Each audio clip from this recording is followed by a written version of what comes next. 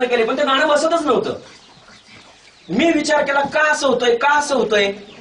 नंतर मला असं जाणवलं होतं की ते गाणं इथं बसूच शकत नाही, कारण ते वातावरण, ते उच्चार, त्या चाली, तो ढब आणि विक्रमगडचं आपल्या कासपाड्यातलं हे वातावरणाच्या जमीन आसमानाचा फरक आहे. तुम्हाला जर शिकवायचं असेल यांच्या पातळीवर जा आणि यांच्यातलं चांगलं बाहेर काढा, तरच तुम्हाला क्वालिटी देता येईल. आणि मग यांना इथून उचलून त्या पातळीवर न्यावं लागेल. ती पातळी यांच्यासाठी राहून जमणार नाही. शून्यातून सुरुवात केली. अगदी सुरुवातीला आम्ही एक डान्स बसवला होता, नाच रे मोरा. 3च स्टेप पूर्ण गाण्यामध्ये, पूर्ण गाण्यात 3च स्टेप होत्या. कंटाळायची मुलं त्याच त्या स्टेप करून. पण मला आठवतंय त्या गाण्यानं आमच्या शाळेमध्ये एक डान्सचं वातावरण तयार झालं. आमचा आत्मविश्वास वाढला, मुलांचा आत्मविश्वास वाढला, सहभाग वाढला. एक एक एक एक गोष्ट पुढे पुढे येत गेली. आणि मग या छोट्या छोट्या वस्तू शाळेत आल्या. पेटी कॅश नावाचा एक प्रकार फाउंडेशन आपल्याला पुरवतं की एखादी गोष्ट मला आज पाहिजे, टॉयलेटमध्ये डेटॉल संपलंय, तर मग शासनाच्या अनुदानावर आम्हाला अवलंबून राहावं लागत नाही. आम्ही जितक्या रकमेची आम्हाला एखादी वस्तू हवी असेल त्या रकमेची वस्तू घेऊन येऊ शकतो यांच्या पैशातून, फाउंडेशनच्या पैशातून. आणि त्याची आम्हाला खूप मदत होते. बारीक सारीक गोष्टी जर, आणि एक मला माहित होतं, मुलांना साधनं सगळी मिळाली ना तर मुलं प्रगती करू शकतात. गाणं बसवायचं आपल्याकडे ढोलकीच नव्हती, खंजिरीच नव्हती. खेळायचं मुलांना लगोरीच नव्हती, बॅटबॉलच नव्हता. काय खेळणार? दगड, काड्या, माती, याच्या पलीकडे खेळण्यासाठी साधनं काय होती? मग ही साधनं आली, स्पोर्ट्स मटेरियल आलं. आणि मग आम्ही विचार केला मुलांचं आरोग्य. सगळ्या आया इथं बसल्यात, वडीलही आहेत. एक गोष्ट मला आवर्जून सांगायला लागते, 3 वर्षापूर्वी मी तुमच्याशी मीटिंगमध्ये एकाच गोष्टीवर भांडायचो. मुलं आंघोळ करतील ते पहा, रिबन बघा, वेण्या बघा, टाय पट्टे आयकार, आणि मुलांची नख केस.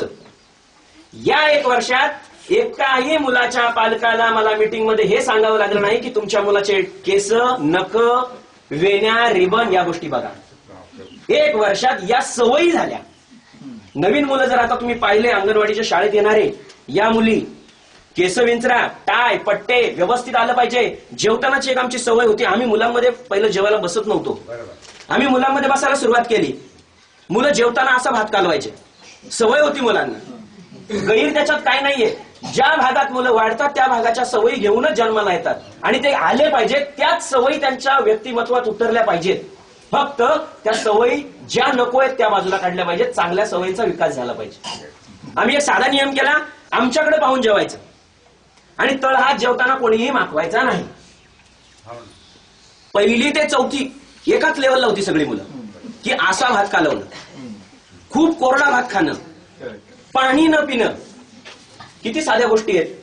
लघवीला न जाणं, या सवयी मुलांना लावल्या. हाऊ टू यूज टॉयलेट, बेसिनचा वापर कसा करायचा, या गोष्टी शिकवाव्या लागल्या. नाक साफ कसं करायचं, प्रात्यक्षिक दाखवून शिकवावं लागलं.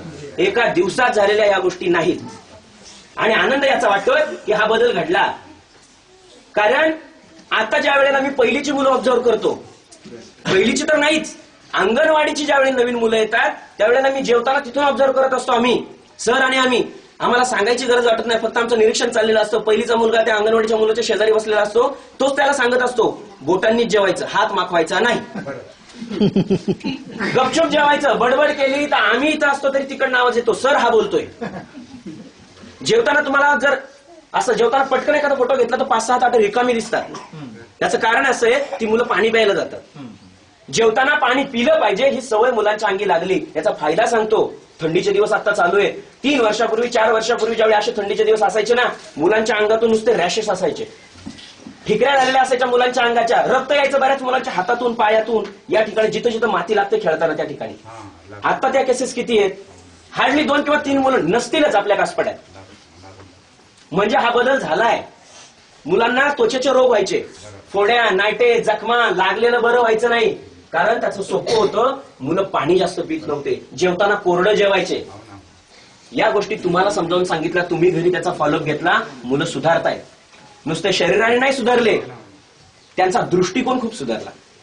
3-4 वर्षापूर्वी स्पर्धेला आम्ही मुलं येऊन जायचो ना, आपले मुलं एका कडेला उभे असायचे, अशा बेधरलेल्या अवस्थेत. आपली मॅच लागली सर, लागले, खेळले, हरले, परत उभे राहिले. या वेळेला आपली मुलं राजासारखी मैदानात हिंडत होती. कारण त्यांचा ऍटिट्यूड असा होता, ही स्पर्धा आम्हीच जिंकून जाणार आहे. लंगडी असो, रनिंग असो, संगीत खुर्ची असो, गाणं असो, भाषण असो, ही स्पर्धा आम्ही जिंकून जाणार आहे. आणि ह्या मुलांमध्ये हा बदल घडला. त्याला 3-4 वर्षाची या लोकांची मेहनत करणे होती. आम्ही फॉलोअप घेत होतो, स्ट्रॉंग फॉलोअप. आमच्याकडून झालेलं एकच काम, तुम्ही देताय त्या गोष्टींचा स्ट्रॉंग फॉलोअप. ब्रश आणि कोलगेट मिळाले, मुलांमध्ये ब्रशची सवय लागेपर्यंत त्याचा पिच्छा सोडायचाच नाही. 100% टाय वेण्या आयकार्ड होईपर्यंत रोज घरी पाठवलेत मुलांना. आंघोळ्यांच्या सवय लावण्यासाठी विहिरीवर हापशावर आंघोळ्या घातल्यात मुलांना. आणि आता असं होतं की मुलं एकमेकांचा फॉलोअप घेतात. सर यांनी आंघोळ केलेली नाही, अर्थात त्याच्यावर रागावणं हा उद्देश नसतो, पण आपल्या आजूबाजूच्या मुलांना माहिती असतं. चांगल्या चांगल्या सवय लावण्यासाठी आम्हाला भरपूर मेहनत घ्यावी लागली. पण मेहनत आम्ही तेव्हा घेऊ शकलो जेव्हा या लोकांची मदत होती. आम्ही काहीच करू शकलो नसतो. आणि शिक्षक म्हणून या लोकांनी आम्हालाही खूप मोठं केलं. हे झालं मुलांच्या बाबतीत.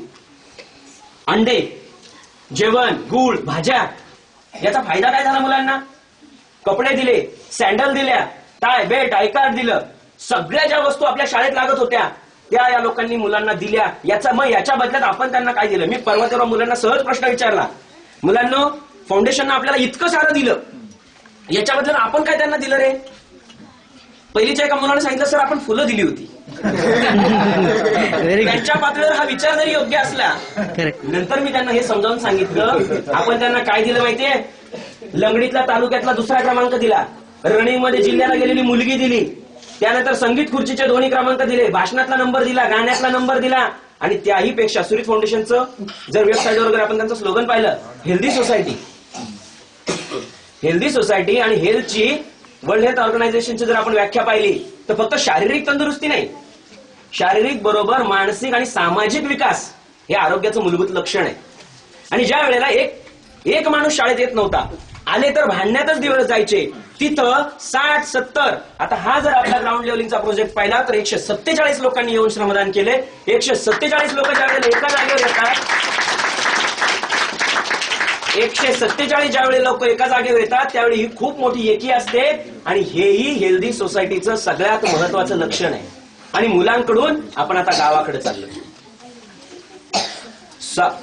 श्रमदानाचं वॉटर प्रोजेक्ट गेल्या वर्षी आपण केला. वॉटर प्रोजेक्टचा फायदा इतका झाला की ही झाडं सगळी जगू शकलो आम्ही. मुलांना व्यवस्थित स्वच्छ राहा आम्ही ओरडून फायदा नव्हता. टॉयलेटमध्ये पाणी असतील तर मुलं वापरतील, झाडांना त्यांना जवळ पाणी मिळालं तर झाडांना घालतील, नुसतं ओरडून काय होणार होतं? या लोकांनी ती गरज जाणली. अतिशय चांगला एक प्रोजेक्ट सरांच्या माध्यमातून इथं साकारला आणि त्याचा वर्ष होऊन गेलं. डिसेंबरमध्ये वर्ष झालं. तो 1 वर्ष झालाय, कुठल्याही अडचणीशिवाय तो आपला प्रोजेक्ट चालू आहे. ग्राउंड लेवलिंगचा प्रोजेक्ट आमच्या शाळेला, कासपाडा गावाला आणि आपल्या फाउंडेशनला एका वेगळ्या उंचीवर नेऊन ठेवणार प्रोजेक्ट आहे श्रमदानाच्या माध्यमातून. आनंद या गोष्टीचा वाटला. मी आता 6 वर्ष कासपाड्यात काम करतोय. 6 वर्षात सरपंच आमच्या प्रत्येक कार्यक्रमाला हजर असतात, पण ते बोलले नव्हते 6 वर्षात एकाही कार्यक्रमात. आज ते उत्स्फूर्तपणे बोलले. म्हणजे तुम्ही जे म्हणता कासपाडा बदलतोय त्याचं पहिलं लक्षण इथून आहे. मुलं तर आम्ही बदलूच, पण माणसंही बदलतायत. एकदा जोरदार टाळ्या आपल्या सगळ्या गावाच्या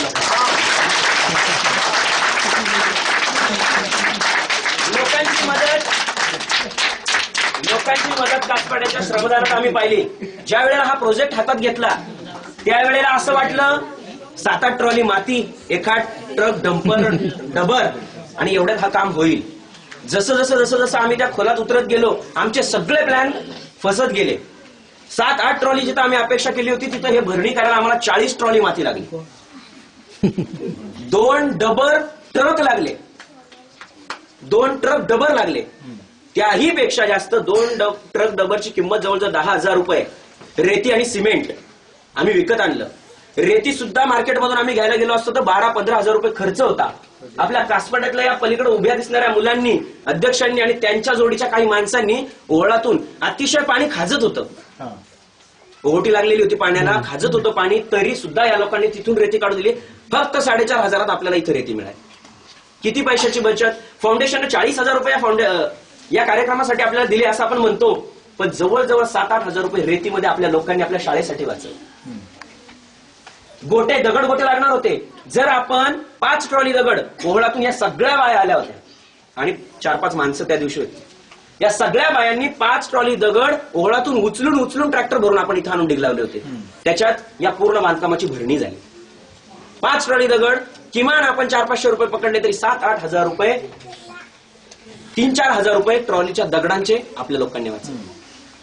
आणि कामाची तर काय कौतुक मी कोणाचं करेन, कारण इथं बसलेल्या या पाहुण्यांनी इतकंच माझ्यासाठी आमच्यासाठी तुम्ही सगळे महत्वाचे. कारण मी पाहिलं त्या श्रमदानाच्या वेळेला एक साधा शब्द खूप मोठा होईल पण माझ्यासाठी तो चुकीचा नसणार आहे. एक क्रांती झाली होती. पहाटे लोक त्यांच्या शेतात कामाला जायचे. भात कापणीचा सीझन होता. आपलं थोडंसं टायमिंग त्या प्रोजेक्टचं चुकलं होतं. हे आता पूर्ण झाल्यावर मी सांगतो. 15 दिवस आधी आपलं काम चालू झालं असतं तर 15 दिवसात तो प्रोजेक्ट संपला असता. थोडंसं स्लाइटली आपण थोडं लेट झालो. लोकांची कामं चालू झाली होते.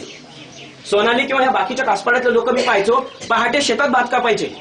आल्या मी विचारलं मुलांना 8:30ला माणसं गोळा करायला ज्यावेळी जायचो कुठेत बाबा शेतात, आणि 9 वाजता लोक इथं कामाला हजर असेल. म्हणजे स्वतःच्या शेतात पहाटे जाऊन 9 वाजेपर्यंत भात कापायचे आणि 9ला इथं लोक हजर असायचे. 5 वाजेपर्यंत इथं काम करायचे. बऱ्याच आया होत्या, लहान लहान बाळ होते, दूध पिणारे बाळ होते, त्यांना घेऊन त्या बाया इथं होत्या. बाळ रडायचं, इथंच दूध पाजायच्या, इथंच काम करायच्या, घरी गेल्या नाही. रोजगारावर जरी बाया गेल्या ना 200-300 हजेरीवर तरी सुद्धा इतकं ऍडजस्ट करणार नाही. विश्रांतीच घेतील त्यावेळेला तरी, आणि घ्यायलाच पाहिजे. पण बाकीच्या बाया काम करतायत, आपण काय म्हणून बसायचं. इथंच बाळाला दूध पाजून या बायांनी इथं काम केलं. प्रत्येक माणसाचं सहकार्य होतं. प्रत्येक माणसाचं. आम्हाला फावडं विकत आणावं लागलं नाही, टिका विकत आणावं लागला नाही, घमेले विकत आणावे लागले नाही, खराटे विकत आणावे लागले नाहीत. सगळं लोकांनी घरचं घेऊन आले. काहींचे टिकाव तुटले, फावडे तुटले, कोणाकोणाची किती किती मदत. ज्या वेळेला भरणीचा प्रश्न तयार झाला त्यावेळेला आम्ही विचार केला की आता भरपूर वेळ चालली आहे, जेसीबी लावायचा, ट्रॅक्टरनं माती आणायची. त्यावेळेला मग मातीचा प्रश्न तयार झाला. मातीचा प्रश्न तयार झाल्यानंतर 2-3 पालक तयार झाले. आपली रसुला सुरेश गिंबल, तिच्या वडिलांनी स्वतःच्या जमिनीतली 40 ट्रॉली माती 1ही रुपया न घेता शाळेसाठी आपल्याला दिली. या सहकार्याचं मोल पैशात होऊ शकत नाही.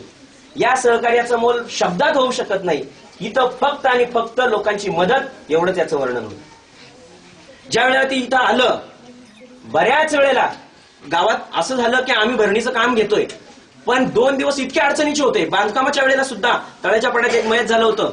दुसऱ्या दिवशी काम घेतलं, डोळ्यापाड्यात एक मयत झालं होतं. लोक एक माणूस तिकडे ऍडजस्ट करायची आणि एक जण इथं कामाला असायचा. इतकं लोकांनी स्वतःच्या पातळीवर या शाळेसाठी, या कामासाठी स्वतःला ऍडजस्ट केलं. भरणीच्या वेळेला आमच्या केंद्रा जो परिवार आहे त्यांचा कार्यक्रम होता. मला आनंद वाटतो, केंद्राचे लोक तर म्हटलेच सर आमचा कार्यक्रम आहे, आम्ही नंतर मदत करू. पण इथं जे दुसरे लोक आले होते ना त्यांनी त्यांच्या आधी हे सांगितलं, सर उद्याच्या कार्यक्रमाला केंद्र एक पण बोलू नका, त्यांचा कार्यक्रम आहे त्यांना तिकडे जाऊ द्या, आपण उद्याचं काम करू, सारवायच्या कामाला बाकीच्यांना बोलवा. लोकांमध्ये ही भावना तयार करू शकलो. शिक्षक म्हणून आमच्या कामाला ही आमचीच खूप मोठी पावती. कारण लोकांना इथपर्यंत आणणं, टिकवणं आणि लोकांना जपणं यासाठी सुद्धा लोकांची खूप मदत आम्हाला झाली. काल परवा आमच्या कासपाड्यामध्ये क्रिकेटच्या मॅच झाल्या. स्टंप मुलं म्हणे आम्हाला मिळेल का, स्कोरबोर्ड साठी आपला ब्लॅकबोर्ड घेऊन गेले. त्यावेळेला 2 दिवस आम्ही हजर राहिलो. 2 दिवस हजर राहिल्यानंतर म्हणे सर आमच्याकडून काय मदत होईल. खेळ वेगळा, पालक, वयस्कर पालक, मुलांच्या आया मदत करतात हा भाग वेगळा. गावातला तरुण, खेळणारी मुलं की ज्यांना विशेषतः गावात काही रस असतो नसतो, शाळेशी विशेष घेणं देणं असतं नसतं. पण हा एक खूप सकारात्मक बदल आहे.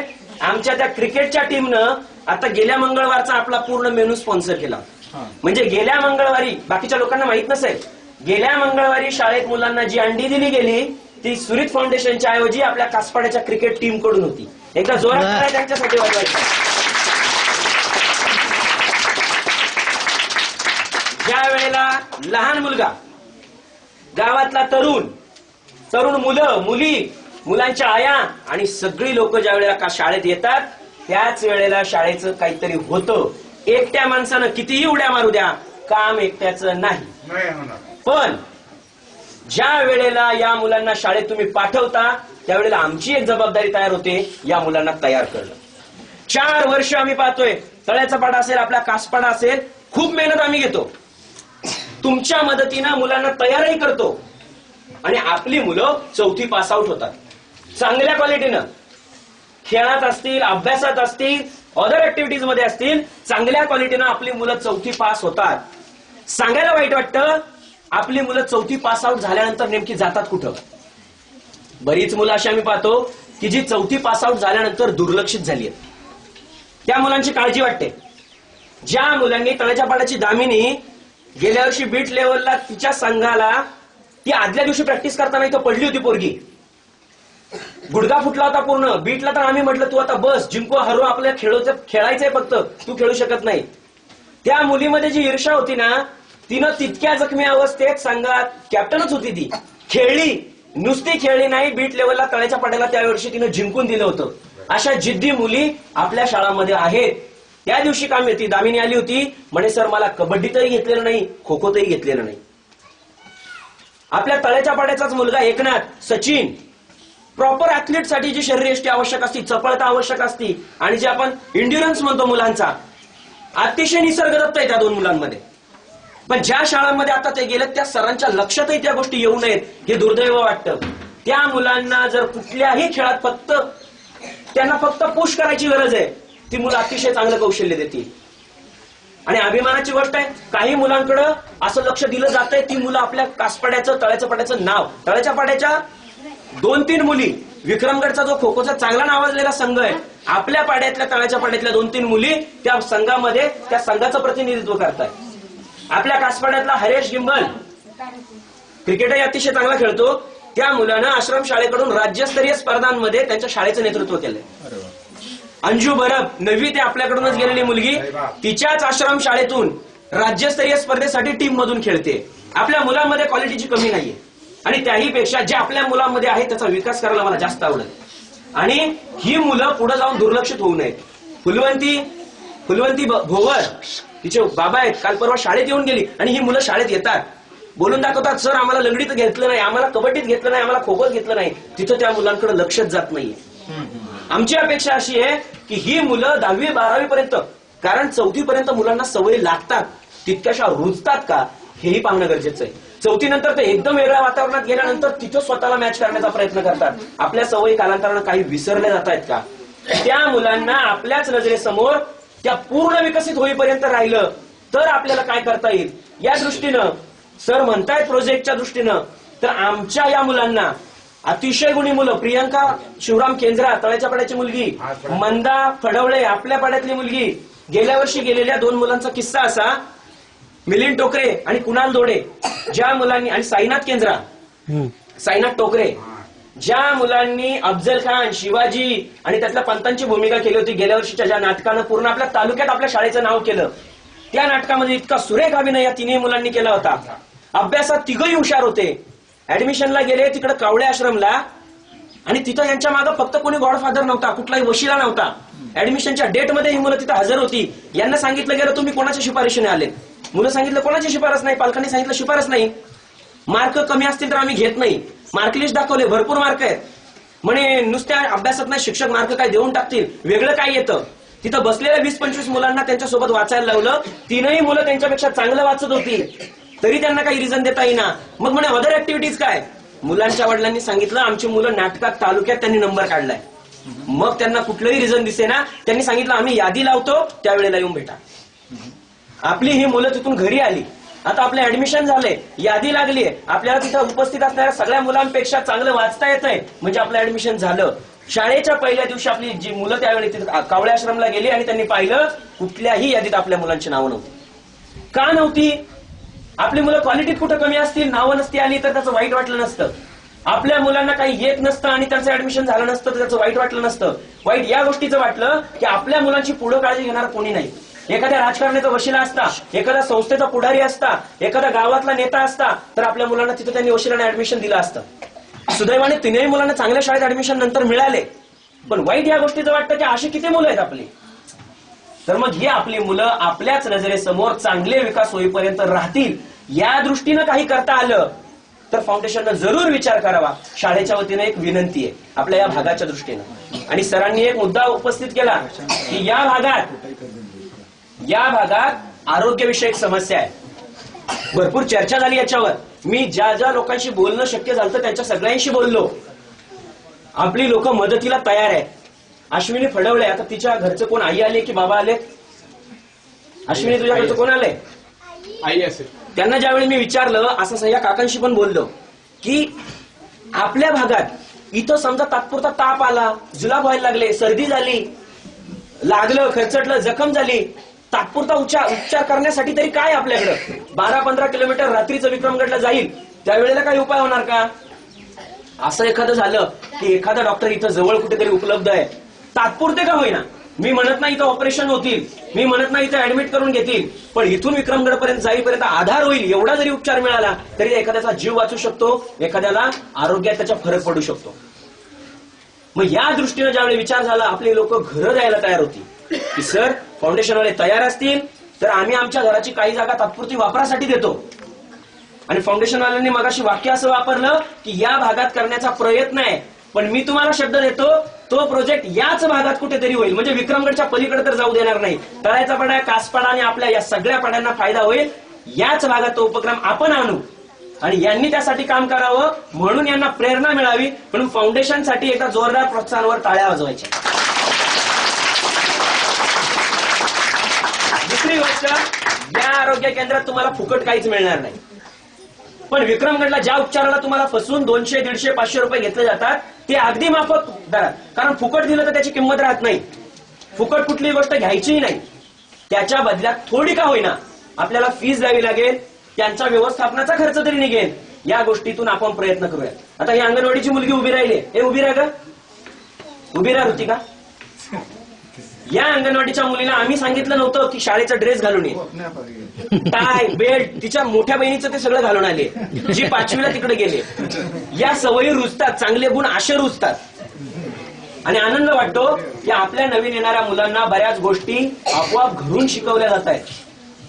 आणि म्हणून या पाहुण्यांच्या मदतीनं स्पोर्ट्सच्या बाबतीत यंदा आपल्या शाळेनं जे यश मिळवलं, खेळाचं सगळं साहित्य, एकंदरीत जो सन प्रोजेक्ट चालू आहे त्याच्यातून मुलांच्या आरोग्यात झालेला बदल, या सगळ्यांचा एकंदरीत वाटा आहे. सुरुवात केली त्यावेळेला सोप्या नव्हत्या या गोष्टी, लोक दुरून पाहत होते, कोण एक एनजीओ, काय नवीन पोरं मागं लागली आहेत, बाकीच्या एनजीओ सारखंच असेल, येतील देतील ना जातील, किती दिवस चालणार आहे, असा सगळ्यांनी विचार केला. सगळ्यांनी हा विचार केला. त्याच्यानंतर तरीही आपलं काम चालू राहिलं. थोडा पॉझिटिव्ह बदल दिसायला लागला, मतं बदलत गेले, काहीतरी वेगळं होतंय, काहीतरी वेगळं घडतंय अशी भावना निर्माण व्हायला लागली. आणि नंतर दुसऱ्या वर्षात, आणि मी फाउंडेशनच्या एक सांगत असतो कायम की नवीन शाळा घेताना आपल्या ज्या जुन्या शाळा आहेत या शाळांना न विसरण्याचं कारण असं आहे, ज्या वेळेला फाउंडेशन विक्रमगडमध्ये पाय ठेवून पाहत होतं त्यावेळेला या लोकांनी आपल्याला तयार केलं. या लोकांनी आज आपल्या सोबत लोक जे जोडतायत ते आपलं यश पाहून, आपलं सक्सेस पाहून आणि आपण करत असलेल्या कामावर विश्वास पाहून. पण ज्या वेळेला आपल्याला विक्रमगडमध्ये जेवढे कोणतीही एनजीओ येते या अनुषंगाने ज्या लोकांनी आपल्यावर विश्वास ठेवलाय, बाकीचे लोक त्यावेळेला दुरून पाहत होते. या लोकांची जाणीव, आदर आणि कदर ठेवणं हे या टीमचं, आमच्या सुरत टीमचं काम आहे. आणि म्हणून नंतर लोक मदतीला यायला लागले. आपण मदत केली पाहिजे, आपल्यामुळं आपल्या शाळेत काहीतरी चांगलं होतंय आणि मग लोकांच्या मदतीचा ओघ सुरू झाला. ज्या वेळेला सोबत कोणी नव्हतं त्यावेळेलाही आपलं काम अतिशय सुरेख चालू होतं. सगळे सोबतीला आले, आपलं काम अतिशय वेगळ्या उंचीवर जात आहे. स्पोर्ट्सची प्रॅक्टिस, खेळाची प्रॅक्टिस आम्ही गेली 3 वर्ष पण घ्यायचो, पण आपल्या संघांना पुढे जाऊन तोटा व्हायचा, कारण एक बाजू आपली कमजोर पडायची. मॅनेजमेंट आणि प्रॅक्टिस या 2 गोष्टी चालतात. आणि स्पर्धांमध्ये, शासनाच्या स्पर्धांचा नाकर्तेपणा हा आहे की तिथं खूप फिक्सिंग चालतं. आमच्या मुलांसाठी आम्ही एक गोष्ट क्लिअर केलेली असते, पोरांना आपल्याला खेळायचंय, जिंकायचं नाही. चांगलं खेळून जिंकलो तर आपला विजय, खोटं खेळून आपल्याला जिंकायचं नाही. हरलो हरकत नाही. माझी मुलगा जे बोलायला शिकेल ते तर आमच्याकडून कोणी घेऊ शकत नाही, नंबर आला नाही तरी. आमच्या मुलांमध्ये जे लंगडीचं कौशल्य असेल, डॉटचं कौशल्य असेल, रनिंगचं कौशल्य असेल, ते तर आमच्या मुलांकडून कोणी हिसकावून घेऊ शकत नाही, नंबर घेतले तरी. त्या नंबरचा आम्हाला फरक पडत नाही. आमच्या शाळेत फक्त जे वातावरण तयार होतंय, जे लोक कनेक्ट होत आहेत, आणि ही जी तरुण मंडळी, आता या लोकांवरचं माझं लक्ष कमी होतंय. वयस्कर मंडळी सगळी शाळेशी जोडली आहेत. ही तरुण लोक ज्या वेळेला शाळेशी आणखी कनेक्ट होतील, आणखी चांगले बदल शाळेत होणार आहे. आणि म्हणून आपण सगळ्यांनी याच उद्देशानं आणखीही पुढे काम करत राहायचं. फाउंडेशनच्या ज्या वेळेला कामाचा विषय निघतो त्यावेळेला एक गोष्ट लक्षात ठेवायची, या लोकांनी एकही रुपया कोणाकडून फुकटचा आणलेला नसतो. या लोकांना एक रुपया घामाचा, कष्टाचा आणि मागून तुमच्यासाठी आणावा लागतो. म्हणून यांच्या प्रत्येक रुपयाची किंमत करणं आपली जबाबदारी तयार होते. शाळेत आपल्या प्रोजेक्ट राबवले जातात. एखाद दिवशी पोषण आहार दिला गेला नाही, तो का दिला गेला नाही, त्या पैशाचं काय झालं, ते कुठं वापरले. एकाच दिवशी आपला मेनू वेगळा चेंज करतो आपण, किंवा पालक त्या दिवशी आपल्या पाड्यातल्या एका पालकानं जवळजवळ 5-6 किलो मुळ्याची भाजी शाळेत आणून दिली. मागे एका आजीनं एवढा भोपळा शाळेत आणून दिला. कविताच्या आईनं शेवग्याच्या शेंगा आणून दिल्या होत्या. दुधी भोपळे असतात किंवा रानभाज्या असतात. ज्या पालकांना जे शक्य, चवळी, माठ, ज्या पालका, आंबाडी, किती भाज्या की ज्या पालकांना घरी ज्या भाज्या शक्य होतात शाळेत आणून देतात आपल्या मुलांसाठी, 1ही रुपया न घेता. हे पालकांचं सहकार्य आहे. म्हणजे आपल्या सुरेख फाउंडेशनला जेवढी मदत यांची तेवढीच तुमचीही वाढ. आणि नंतर जे मेनू आपला समजा दिला गेला नाही तर त्याबाबत फाउंडेशनच्या प्रत्येक मेंबरशी कन्सर्न केलं जातं. त्या मेनूच्या पर्यायी काय व्यवस्था केली, ज्या दिवशी व्यवस्था होऊ शकली नसेल त्या दिवशी काय झालं, या सगळ्यांचे, आणि विशेष म्हणजे पैशांचे सगळे व्यवहार या लोकांना क्लिअर केले जातात. आणि त्याही पेक्षा सरांचं आमचं ज्या वेळेला काम चालतं 3-3 ठिकाणी आम्ही चौकशा करतो. मी एक दुकानात विचारणार, त्या दुकानात सर विचारणार नाही, दुसऱ्या दुकानात विचारणार, तिसऱ्या दुकानात विचारणार. तिन्हीकडचं आम्ही बजेट काढतो. 1 रुपया सिमेंटच्या गोणी मागे वाचत होता तरी सुद्धा सरांनी ना आम्ही निर्णय 1 रुपया वाचेल तिकडून सिमेंट घेण्याचा घेतला. याचं कारण असं आहे की या लोकांचा पैसा म्हणजे आमचा पैसा, आणि ज्या विश्वासावर तुमच्यासाठी हा पैसा येतो त्याच विश्वासावर तो पैसा जपणं ही आमची नैतिक जबाबदारी तयार होते. आणि आमच्यावर या लोकांचं कुठलंही कंपल्शन नाही, शासनासारखं बंधन नाही, आमच्याकडून घेतले जाणारे कागदपत्र नाही. आम्हाला आवड आहे, आपल्या लोकांचा सहभाग आहे, आम्हाला आवडतंय तोपर्यंत आम्ही हे काम करणारच, आणि ते तुमच्या भल्याचं असेल.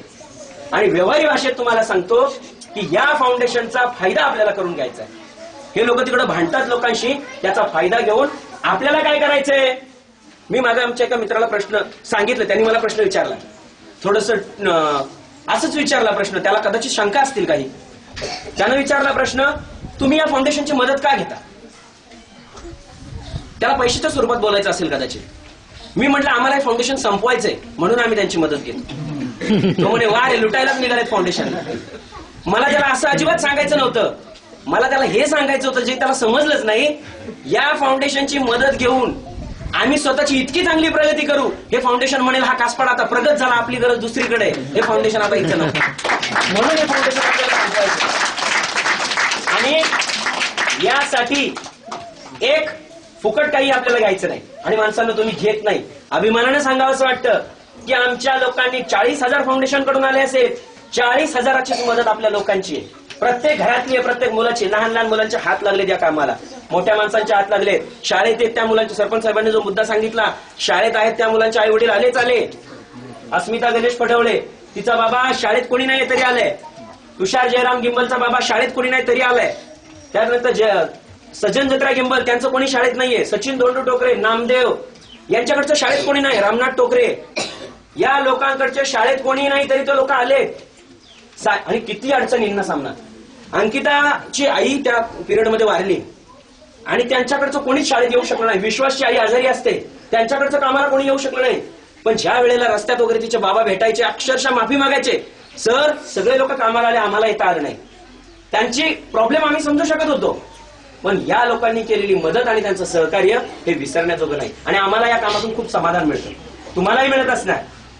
ज्यावेळी यांची लहान लहान मुलांना कपडे येतात, अगदी लहान मुलींना मागच्या वेळी आले होते ड्रेस, आम्ही असंच इथं खेळत असतो आणि ती एखादी आई त्या मुलीला कपडे बिपडे घालून कुठेतरी पाहुणे घेऊन चाललेली असते. ज्यावेळी पाहतो पटकन फोटो काढा असं वाटतं, समाधान वाटतं की आपल्यामुळे काहीतरी फायदा होतोय. काट्याकुट्यातून पोरं जंगलात चाललेले असतात, त्यांच्या पायात चप्पल दिसते, बरं वाटतं, आपल्यामुळे काहीतरी होतंय. आपल्यामुळे म्हणजे टीम सुरीतमुळे. ज्या वेळेला इथं मुलं अक्षरशः आम्हाला सांगायला लागायचं व्हरांड्यात खेळा, कारण बाहेर इतके मोठाले दगड होते, टोकदार दगड होते, खडी होते, उतार होता, निसर्ग होतं. पावसाळ्यात तर शक्यच नव्हतं. आता हातात हात घेऊन पोरं ज्या वेळेला तिथं खेळतात समाधान वाटतं. ज्या वेळेला आपल्या पालकांना एखादा ड्रेस जुने असतात पण आपले लोक आवडीनं घेतात, ज्यांना शक्य आहे ते वापरतात. एखादे आजोबा त्या दिवशी थंडीतून मला जाताना दिसले आणि मी ते ऑब्झर्व केलं, त्यांनी आपण दिलेला स्वेटर घातलेला होता, समाधान वाटलं. अशा प्रत्येक गोष्टीतून हे लोक रोज पाहायला नसतात हो, आम्ही पाहायला असतो आणि ते आम्हाला आनंद देऊन जातो. आपली जी मुलं असतात, अंकलिपी खूप साधी दिसणारी गोष्ट आहे, पण आज तुम्ही विक्रमगडच्या शाळांमध्ये जाता, खूप कमी शाळा अशा असतील की पहिलीतली मुलं 100% मुलं वाचन करतात. खूप साध्या गोष्टीचा परिणाम आहे आणि त्याच्या मागे आम्ही फक्त फॉलोअप घेतलं. या साध्या साध्या गोष्टींतून खूप मोठं काम होतंय. हे काम असंच आपल्याला करत राहायचंय. तुमच्या सगळ्यांचं सहकार्य असंच असू द्या.